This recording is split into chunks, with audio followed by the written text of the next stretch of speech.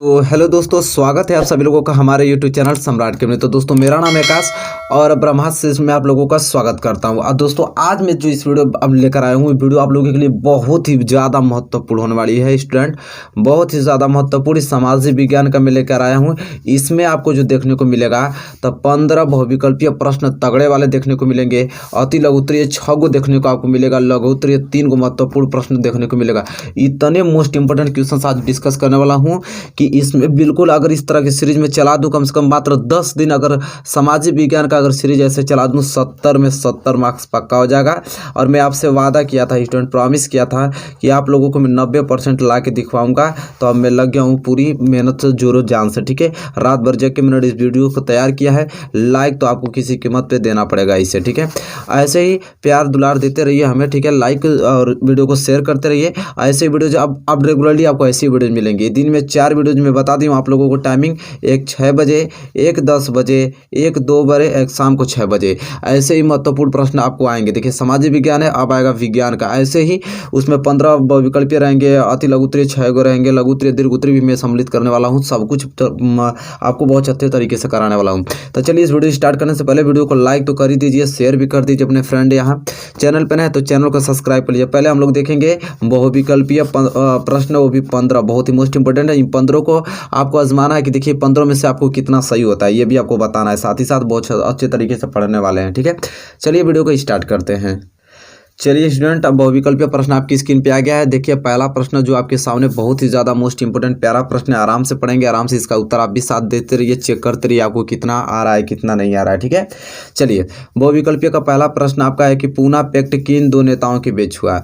जो पूना पैक्ट हुआ स्टूडेंट, वो किन दो नेताओं के बीच हुआ था? स्टूडेंट बताइए, गांधी जी और डॉक्टर अम्बेडकर के बीच, कि गांधी जी और नेहरू के बीच, कि गांधी जी और सरदार पटेल जी के बीच, कि नेहरू और सुभाष चंद्र बोस। ठीक है, बताइए इन चारों ऑप्शनों में से कौन सा ऑप्शन सही होगा। पूछ रहा है कि पूना पैक्ट किन दो नेताओं के बीच हुआ था। स्टूडेंट बताइए, सबका आंसर सही आना चाहिए, एक लोग का भी आंसर गलत नहीं आना चाहिए। चलिए कमेंट कीजिए और मैं अभी इसका आंसर बता रहा हूँ, आप लोग मिला लीजिए कि आपका सही है कि गलत है। ठीक है, तो चलिए मैं इसका सही आंसर आप लोगों को बताने वाला हूँ कि जो पूना पैक्ट हुआ था वो किन दो नेताओं के बीच हुआ था।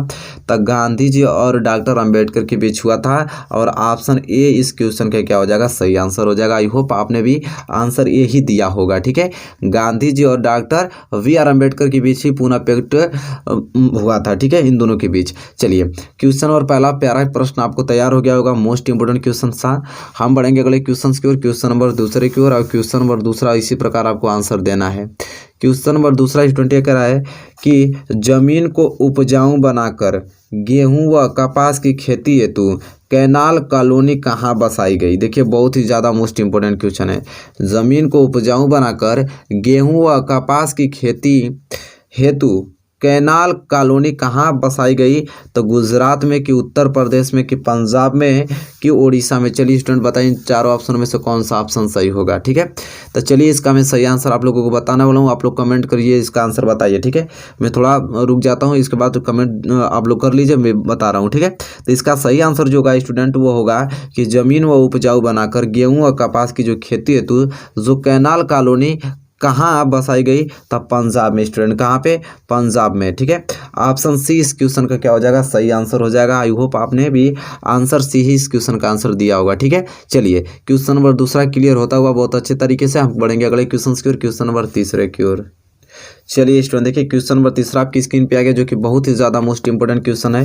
क्वेश्चन नंबर तीसरा ये कह रहा है कि पर्वतों पर मृदा अपरदन का साधन है। पर्वतों पर मृदा अपरदन का साधन है पवन, हिमनद, जल, कि पशुचारण। चलिए स्टूडेंट बताइए इसका सही आंसर क्या होगा? कि पर्वतों पर मृदा अपरदन का साधन है। बताइए इसका सही आंसर क्या होगा? कमेंट कीजिए फटाफट। ठीक है, और मैं इसका सही आंसर बताने वाला हूँ, आप लोगों को मिला लीजिए कि आपका आंसर सही है या गलत है। गलत होगा तो याद कर लीजिएगा। ठीक है, पर्वतों पर मृदा अपरदन का जो साधन है वो हिमनद है। क्या? हिमनद। ऑप्शन बी इस क्वेश्चन का क्या हो जाएगा? सही आंसर हो जाएगा स्टूडेंट। ठीक है, चलिए आई होप आपने भी ऑप्शन बी ही दिया होगा इस क्वेश्चन का सही आंसर। और इसी के साथ क्वेश्चन नंबर तीसरा हमारा कंप्लीट होता हुआ है और क्वेश्चन नंबर चौथे की ओर बढ़ चलेंगे। और क्वेश्चन नंबर चौथा स्टूडेंट यह है कि भारत में कितने प्रतिशत स्तनधारियों के लुप्त होने का खतरा है। बहुत ही ज़्यादा मोस्ट इंपोर्टेंट क्वेश्चन है कि भारत में कितने प्रतिशत स्तनधारियों के लुप्त होने का खतरा है? 10%, 20%, 30% की 40%? बताइए स्टूडेंट कौन सा ऑप्शन सही होगा इसका। ठीक है, तो चलिए मैं इसका सही आंसर बता देता हूँ, आप लोग मिला लीजिए कि भारत में कितने प्रतिशत जो स्तनधारियों के लुप्त होने के खतरा है स्टूडेंट, तो कितना, तो 20%। ऑप्शन 20 क्वेश्चन का क्या हो जाएगा, सही आंसर हो जाएगा स्टूडेंट। आई होप आपने भी ऑप्शन बी ही दिया होगा। ठीक है, चलिए एक क्वेश्चन नंबर चौथा भी हमने आसानी से क्लियर कर लिया और हम बढ़ेंगे अगले क्वेश्चन की ओर, क्वेश्चन नंबर 5वें की ओर स्टूडेंट। क्वेश्चन नंबर 5वां कह रहा है कि भारत की पहली नदी घाटी परियोजना किस नदी पर बनाई गई? बहुत ही ज़्यादा मोस्ट इम्पोर्टेंट क्वेश्चन है कि भारत की जो पहली नदी घाटी परियोजना किस नदी पर बनाई गई? दामोदर कि नर्मदा कि कोसी कि चिनाब? बताइए इन चारों ऑप्शनों में से कौन सा ऑप्शन सही होगा। बहुत ही ज़्यादा मोस्ट इंपोर्टेंट क्वेश्चन है। चलिए फटाफट इसका आप लोग आंसर दीजिए, कमेंट बॉक्स में कीजिए उसका आंसर और मैं इसका सही आंसर बताने वाला हूँ आप लोगों को कि भारत की पहली नदी घाटी परियोजना किस नदी पर बनाई गई स्टूडेंट, तो किस नदी पर, तो दामोदर नदी पर। ठीक है, ऑप्शन ए इस क्वेश्चन का क्या हो जाएगा, सही आंसर हो जाएगा। आई होप आपने ऑप्शन यही दिया होगा और ये क्वेश्चंस भी आपने अच्छे तरीके से क्लियर कर रखा। ठीक है, चलिए क्वेश्चन नंबर 6वें की ओर बढ़ चलते हैं। क्वेश्चन नंबर 6 स्टूडेंट ये बोल रहा है कि ब्राज़ील में स्थानांतरित कृषि को क्या कहा जाता है? ब्राज़ील में स्थानांतरित कृषि को क्या कहा जाता है? कोनुको, रोका, दीपा कि मसोले? बताइए इन चारों ऑप्शनों में से कौन सा ऑप्शन सही होगा। वेरी मोस्ट इंपॉर्टेंट क्वेश्चन है, तो चलिए इसका आंसर आप लोग दीजिए कमेंट में। मैं इसका सही आंसर आप लोगों को बताता हूँ, मैच करा लीजिएगा कि ब्राज़ील में स्थानांतरित कृषि को क्या कहा जाता है, तो क्या कहा जाता है स्टूडेंट, रोका कहा जाता है। क्या, रोका?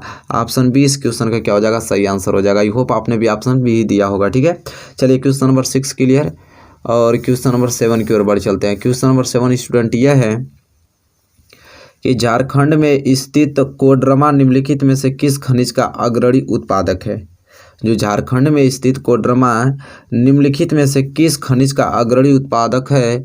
बॉक्साइट का, अभ्रक का, लौह अयस्क का कि तांबा का? बताइए स्टूडेंट इन चारों ऑप्शनों में से कौन सा ऑप्शन सही होगा। वेरी मोस्ट इंपोर्टेंट क्वेश्चन से जल्दी जल्दी आप कमेंट बॉक्स में इसका उत्तर दीजिए, मैं सही आंसर बताने वाला हूँ, इसके बाद आप लोग मैच करा लीजिएगा। ठीक है, तो झारखंड में स्थित कोडरमा निम्नलिखित में से किस खनिज का अग्रणी उत्पादक है? तो अभ्रक का। ठीक है, ऑप्शन बी इस क्वेश्चन का क्या हो जाएगा, सही आंसर हो जाएगा। आई होप आपने भी ऑप्शन बी ही दिया होगा। ठीक है, चलिए क्वेश्चन नंबर 7वां क्लियर होता हुआ हम बढ़ेंगे अगले क्वेश्चन की ओर और क्वेश्चन नंबर 8वें की ओर। चलिए स्टूडेंट क्वेश्चन नंबर 8वां देखिए आपकी स्क्रीन पे आ गया। बहुत ही ज़्यादा बड़ा क्वेश्चन है और बहुत ही ज़्यादा महत्वपूर्ण प्रश्न है। कह रहा है कि बड़ी लाइन की चौड़ाई क्या है? देखिए बताइए कि बड़ी जो लाइन होती है उनकी चौड़ाई क्या होती है? 1676 मिमी, 1000 मिमी, 762 मिमी कि 610 मिमी? बहुत ही ज़्यादा मोस्ट इंपॉर्टेंट क्वेश्चन है। ठीक है, कि बड़ी लाइन की चौड़ाई क्या होती है? चलिए फटाफट कमेंट्स पार्ट में इसका आंसर दीजिए, मैं इसका सही आंसर आप लोगों को बताने वाला हूँ कि बड़ी लाइन की जो चौड़ाई होती है स्टूडेंट वो 1676 मिमी होती है। ऑप्शन ए इस क्वेश्चन का क्या हो जाएगा, सही आंसर हो जाएगा। आई होप आपने भी ऑप्शन ए ही दिया होगा। ठीक है, क्वेश्चन नंबर 8वें का। चलिए क्वेश्चन नंबर 8वां क्लियर। क्वेश्चन नंबर 9 की ओर बढ़ चलते हैं। क्वेश्चन नंबर 9 यह है कि देश की अखंडता तथा एकता के लिए क्या आवश्यक है? देश की अखंडता तथा एकता के लिए क्या आवश्यक है? सत्ता की साझेदारी, सत्ता का विभाजन कि राजतंत्र की इनमें से कोई नहीं? बताइए स्टूडेंट चारों ऑप्शनों में से कौन सा ऑप्शन सही होगा। जल्दी जल्दी कमेंट कीजिए और मैं इसका सही आंसर बताने वाला हूं और मैच करा लीजिएगा। तो चलिए मैं इसका सही आंसर बताता हूं कि देश की अखंडता तथा एकता के लिए क्या आवश्यक है? तो सत्ता की साझेदारी आवश्यक है। ठीक है, ऑप्शन ए इस क्वेश्चन का क्या हो जाएगा, सही आंसर हो जाएगा। आई होप आपने भी ऑप्शन ए ही इस क्वेश्चन का सही आंसर दिया होगा। ठीक है, चलिए क्वेश्चन नंबर 10 की ओर बढ़ चलते हैं। क्वेश्चन नंबर 10 स्टूडेंट यह है कि निम्नलिखित में से कौन सा संघीय राज्य नहीं है? बताइए आप इसमें से कि इन चारों ऑप्शन में से कौन सा संघीय राज्य नहीं है? मणिपुर, हिमाचल प्रदेश की, अरुणाचल प्रदेश की, दिल्ली? बताइए इन चारों ऑप्शन में से कौन सा ऑप्शन सही होगा। फटाफट आंसर कीजिए और इसका मैं सही आंसर बताने वाला हूँ, फिर इसका मैच करा लीजिएगा कि आपका आंसर सही है कि नहीं है। गलत होता है तो तुरंत याद कर लीजिएगा। ठीक है, निम्नलिखित में से कौन सा संघीय राज्य नहीं है इन चारों ऑप्शन में से? तो कौन, जो दिल्ली है स्टूडेंट वो संघीय राज्य नहीं है। ठीक है, दिल्ली। ऑप्शन डी इस क्वेश्चन का क्या हो जाएगा, सही आंसर हो जाएगा। आई होप आपने भी ऑप्शन डी ही दिया होगा और इसी के साथ हम बढ़ेंगे अगले क्वेश्चन की ओर, क्वेश्चन नंबर 11 की ओर। और क्वेश्चन नंबर 11 स्टूडेंट यह है कि अमेरिका सामाजिक विभाजन के कारण कौन थे? अमेरिका सामाजिक विभाजन के कारण कौन थे? अमीर और गरीब, कि आधुनिक तथा रूढ़िवादी, कि श्वेत और अश्वेत, कि इनमें से कोई नहीं। बताइए स्टूडेंट इन आप चारों ऑप्शन में से कौन सा आंसर सही होगा। ठीक है, बहुत ही ज़्यादा मोस्ट इंपोर्टेंट क्वेश्चन है कि अमेरिका सामाजिक विभाजन के कारण कौन थे। फटाफट आंसर दीजिए कमेंट बॉक्स में और मैं इसका सही आंसर बताने वाला हूँ, मैच करा लीजिए। तो अमेरिका सामाजिक विभाजन के कारण कौन थे स्टूडेंट, तो श्वेत और अश्वेत। ऑप्शन सी इस क्वेश्चन का क्या हो जाएगा, सही आंसर हो जाएगा। आई होप आपने भी ऑप्शन सी दिया होगा और क्लियर भी हो गया होगा आप लोगों को। क्वेश्चन नंबर 11, क्वेश्चन नंबर 12 की ओर बढ़ चलते हैं। क्वेश्चन नंबर 12 भी स्टूडेंट यह है कि भारत की विधायिका में महिला प्रतिनिधित्व का अनुपात क्या है। भारत की विधायिका में महिला प्रतिनिधियों का जो अनुपात है क्या है, बहुत ही कम कि बहुत अधिक कि एक समान कि इनमें से कोई नहीं। बताइए स्टूडेंट इन चारों ऑप्शनों में से कौन सा ऑप्शन सही होगा। और फटाफट कमेंट बॉक्स में इसका आंसर बताइए और मैं इसका सही आंसर बताने वाला हूँ, मैच करा लीजिएगा। ठीक है, तो भारत की विधायिकाओं में महिला प्रतिनिधियों का अनुपात क्या है स्टूडेंट, तो बहुत ही कम है। क्या है, बहुत ही कम है स्टूडेंट। ठीक है, ऑप्शन ए इस क्वेश्चन का क्या हो जाएगा, सही आंसर हो जाएगा। आई होप आपने क्लियर कर रखा है इस क्वेश्चन को, याद भी हो गया, बोर्ड एग्जाम में आएगा तब बचेगा नहीं। ठीक है, चलिए क्वेश्चन नंबर 13 की ओर बढ़ चलते हैं। चलिए स्टूडेंट क्वेश्चन नंबर 13 देखिए आपकी स्क्रीन पे आ गया, जो कि बहुत ही ज़्यादा मोस्ट इंपॉर्टेंट क्वेश्चन है, बहुत ही ज़्यादा बेहतरीन क्वेश्चन था। क्वेश्चन नंबर 13 इसको देख लेते हैं कि नर्मदा बचाओ आंदोलन किससे संबंधित है। नर्मदा बचाओ आंदोलन किससे संबंधित है स्टूडेंट, सतलुज बांध, हीराकुंड बांध, नागार्जुन बांध कि सरदार सरोवर बांध। बताइए इन चारों ऑप्शन में से कौन सा ऑप्शन सही होगा स्टूडेंट, फटाफट आंसर दीजिए इसका। ठीक है, और मैं इसका सही आंसर आपको बता दे रहा हूँ, आप मैच करा लीजिएगा कि आपका आंसर सही है या गलत है। गलत रहेगा तो याद कर लीजिएगा तुरंत।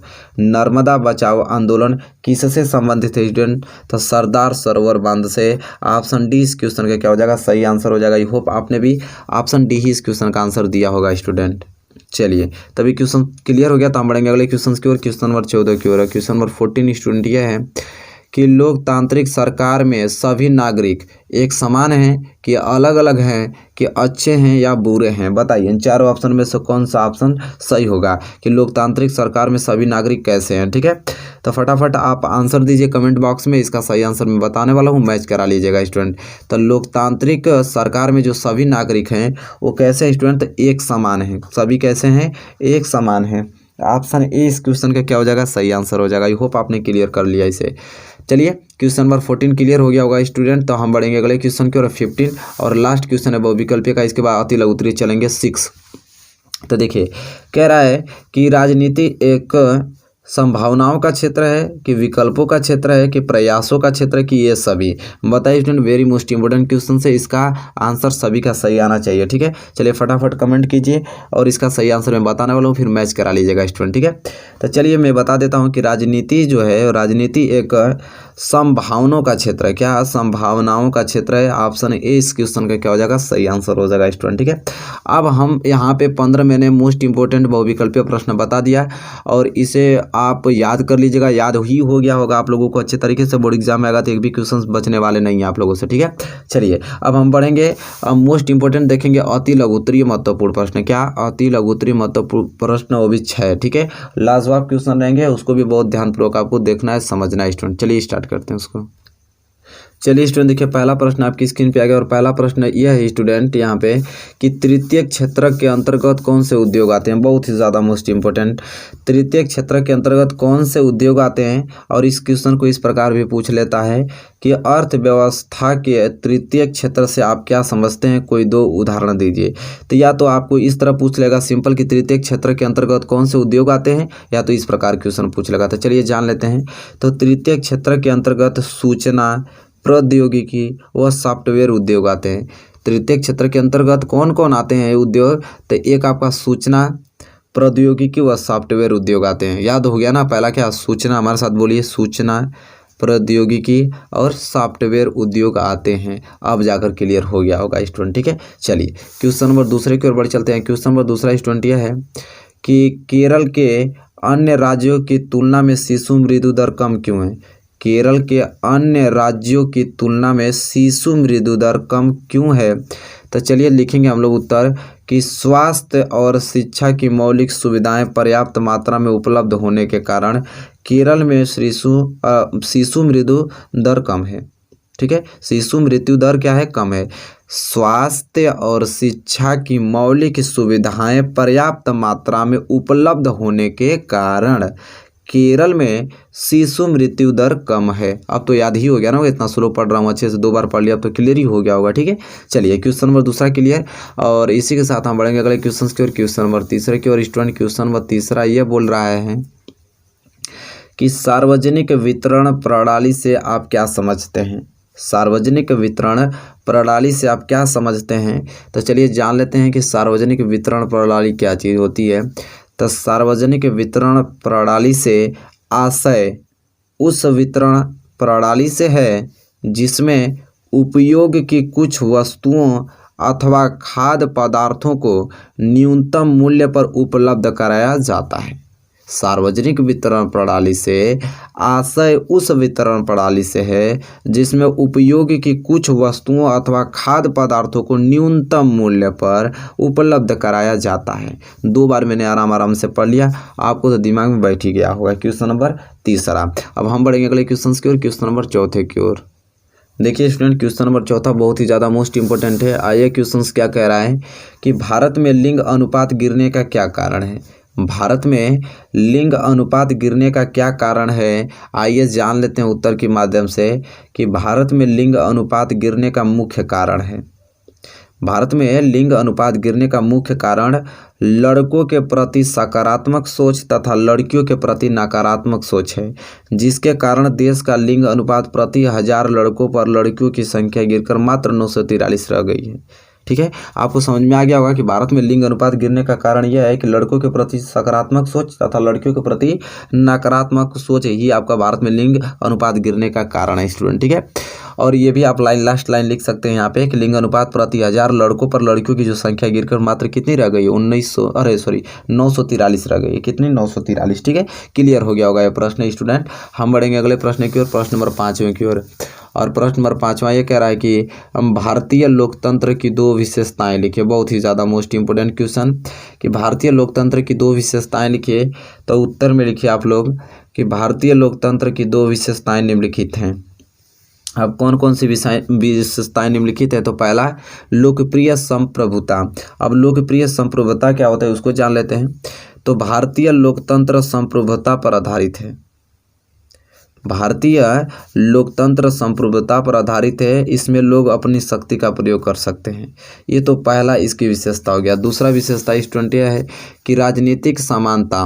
अब राजनीतिक समानता में क्या है कि भारतीय लोकतंत्र में सभी नागरिक अलग अलग जाति, पंथ, धर्मनिरपेक्ष के पश्चात भी कानून के समक्ष समान माने जाते हैं।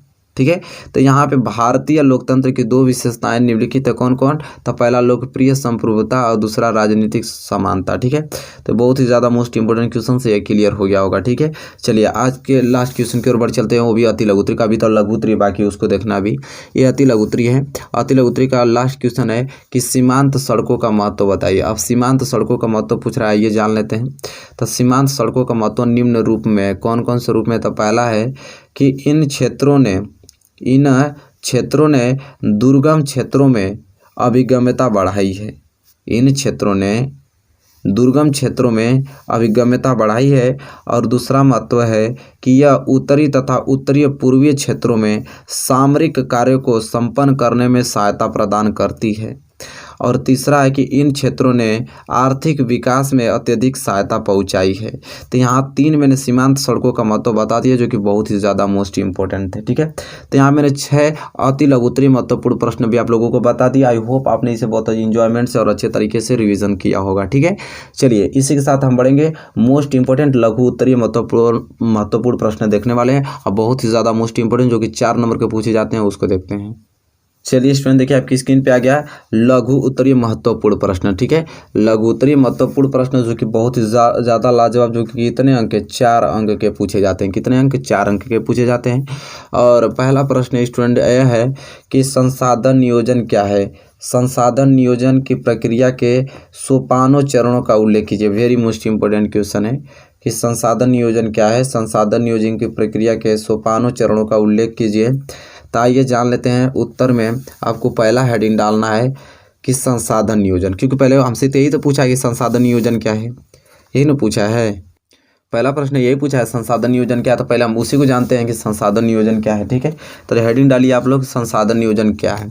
मतलब संसाधन नियोजन का अर्थ हेडिंग डाल के लिखना है इसमें कि संसाधन नियोजन वह कला अथवा तकनीक है जिसके द्वारा हम अपने संसाधनों का प्रयोग विवेकपूर्ण ढंग से करते हैं। संसाधन नियोजन वह कला अथवा तकनीक है जिसके द्वारा हम अपने संसाधनों का प्रयोग विवेकपूर्ण ढंग से करते हैं, उसी को संसाधन नियोजन कहा जाता है। स्टूडेंट समझ में आ गया होगा आप लोगों को, ठीक है।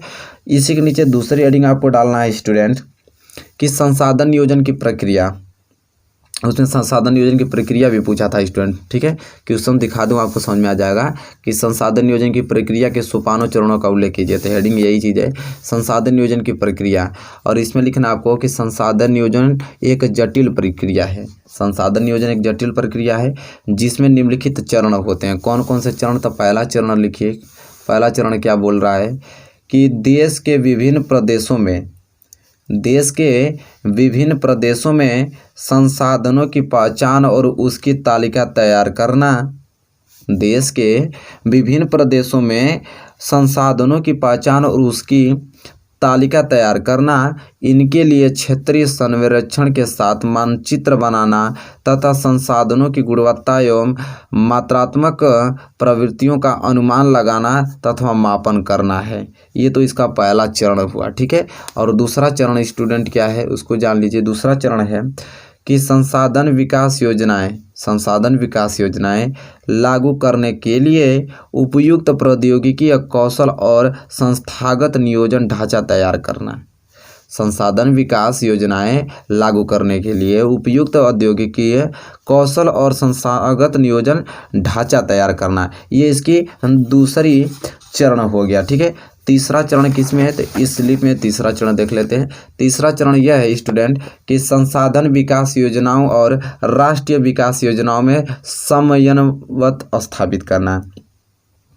संसाधन विकास योजनाओं और राष्ट्रीय विकास योजनाओं में समन्वय स्थापित करना। तो यहाँ पे 3 चरण महत्वपूर्ण थे, महत्वपूर्ण 3 चरण मैंने बता दिया। आई होप आपको क्वेश्चन नंबर पहला क्लियर हो गया। वो 4 नंबर को पूछा जाता है तो बड़ा तो होगा ही ना, आपको लिखना पड़ेगा, ठीक है। मोस्ट इंपोर्टेंट क्वेश्चन आप नोट कर लीजिए।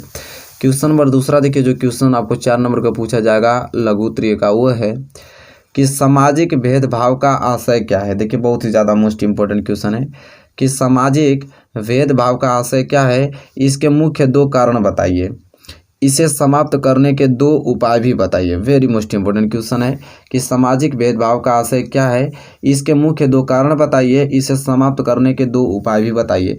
तो देखिए स्टूडेंट उत्तर में लिखना हमको क्या, पहला हेडिंग कि सामाजिक भेदभाव का आशय, सामाजिक भेदभाव का आशय, इसमें लिख के बताना है आपको कि सामाजिक भेदभाव से आशय समाज में जन्मजात या जैविक एवं सामाजिक रूप से उत्पन्न असमानताओं से है।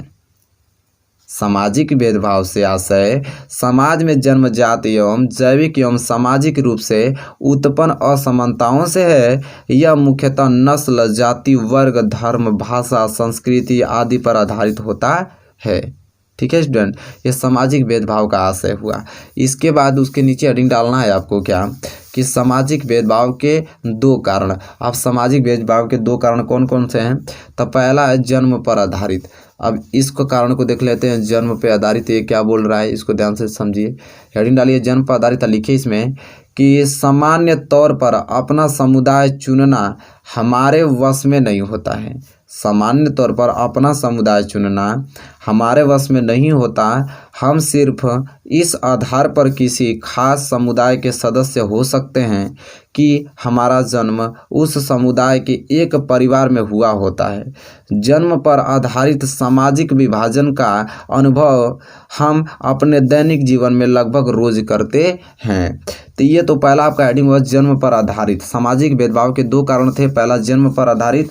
अब दूसरा क्या है कारण, उसको जान लेते हैं। दूसरा कारण आपको इस स्लिप में मिलेगा। दूसरा कारण है कि पसंद या चुनाव पर आधारित, पसंद या चुनाव पर आधारित। तो चलिए जान लेते हैं इसमें कि सभी सामाजिक विभाजन जन्म के आधार पर नहीं होते। सही बात है कि जो सभी सामाजिक विभाजन होते हैं वो जन्म के आधार पर नहीं होते हैं। कुछ चीज़ें हमारी पसंद या चुनाव के आधार पर भी तय होती है। कई लोग अपने माँ बाप और परिवार से अलग अपनी पसंद का भी धर्म चुन लेते हैं। समझ रहे हैं ना? कई लोग अपने माँ बाप और परिवार से अलग अपने पसंद का भी धर्म चुन लेते हैं। हम सभी लोग पढ़ाई के विषय, पैसे, खेल या सांस्कृतिक गतिविधियों का चुनाव अपनी पसंद से करते हैं। इन सब के आधार पर भी सामाजिक भेदभाव उत्पन्न होता है। ठीक है, तो ये दूसरी हेडिंग थी स्टूडेंट। ठीक है, सामाजिक भेदभाव का दो कारण था, तो ये पहला जन्म पर आधारित और दूसरा क्या कारण है, पसंद या चुनाव पर आधारित, जो कि आपने अच्छे तरीके से इसे पढ़ के समझ लीजिए। फिर उसी के नीचे हेडिंग डालना है कि सामाजिक भेदभाव समाप्त करने के 2 उपाय। सामाजिक भेदभाव समाप्त करने के 2 उपाय तो कौन कौन से हैं?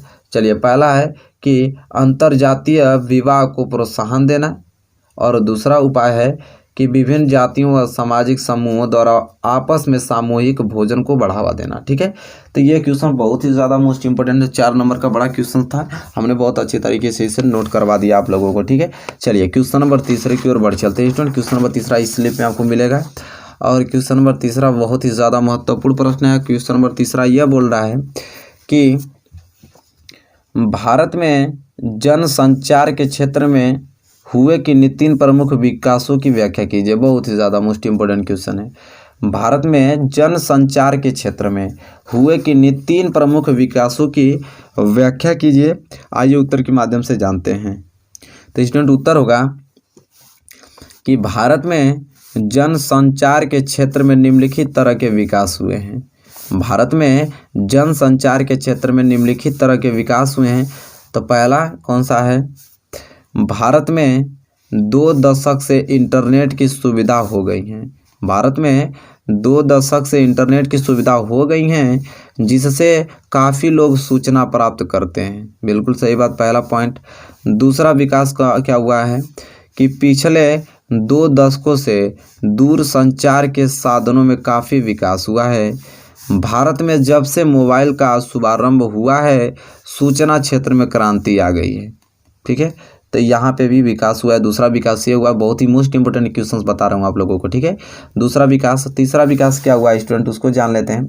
तो तीसरा विकास ये हुआ है कि बड़े शहरों में व नगरों में डाक संचार में शीघ्रता हेतु हाल ही में 6 डाक मार्ग बनाए गए हैं। इन्हें राजधानी मार्ग, मेट्रो चैनल, ग्रीन चैनल, व्यापार चैनल, भारी चैनल तथा दस्तावेज चैनल के नाम से जाना जाता है। ठीक है, तो देखिए यहाँ पे तीसरा विकास हुआ है, यह दूसरा विकास और यह पहला विकास हुआ है। हमसे क्वेश्चन पूछा था स्टूडेंट कि भारत में जनसंचार के क्षेत्र में हुए किन्हीं 3 प्रमुख विकासों की व्याख्या कीजिए। तो हमने बहुत अच्छे तरीके से विकास के बारे में बात किया। पहला विकास यह था कि भारत में 2 दशक से इंटरनेट की सुविधा हो गई है, जिससे काफ़ी लोग सूचना प्राप्त करते हैं। बिल्कुल सही बात। दूसरा यह था कि पिछले 2 दशकों से दूर संचार के साधनों में काफ़ी विकास हुआ है। भारत में जब से मोबाइल का शुभारंभ हुआ है, सूचना क्षेत्र में क्रांति ही आ गई है। बिल्कुल। और तीसरा स्टूडेंट यह विकास था कि बड़े शहरों में व नगरों में डाक संचार में शीघ्रता है, तो हाल ही में 6 डाक मार्ग बनाए गए हैं। इन्हें राजधानी मार्ग, मेट्रो चैनल, ग्रीन चैनल, व्यापार चैनल, भारी चैनल तथा दस्तावेज चैनल के नाम से जाना जाता है। ठीक है, तो देखिए ये क्वेश्चन 3 मोस्ट इंपोर्टेंट। तो मैंने 15 बहुविकल्पीय महत्वपूर्ण प्रश्न बता दिया आप लोगों को, और 6 अति लघुत्तरीय और 3 लघुत्तरीय महत्वपूर्ण प्रश्न मैंने बता दिया। ये वीडियो आप लोगों की इतनी ज़्यादा बेनिफिट होने वाली है, इतनी ज़्यादा कि क्या बताया जाए। इस वीडियो को शेयर इतना कीजिए ताकि सबके पास पहुंच पाए, और ये वीडियो सबके पास तब चला जाए वो लोग भी अच्छे तरीके से इसको पढ़कर अच्छे मार्क्स से अचीव कर पाए। ठीक है, वीडियो ऐसे ही अब आएंगे जो कि आपको बहुत ही ज़्यादा महत्वपूर्ण इंपॉर्टेंट क्वेश्चन दिए जाएंगे, सारे क्वेश्चन को कवर किया जाएगा। ठीक है, आप टेंशन ना लीजिए, आप बहुत ही बेहतरीन तरीके से तैयारी कर रहे हैं। चैनल पर नए अगर आप हैं तो चैनल को सब्सक्राइब कर लीजिए और बेल आइकन को प्रेस कर लीजिए। ठीक है, वीडियो को लाइक नहीं किए तो लाइक भी कर दीजिए। चलिए मिलेंगे आपसे नेक्स्ट वीडियो में, तब तक के लिए दोस्तों धन्यवाद।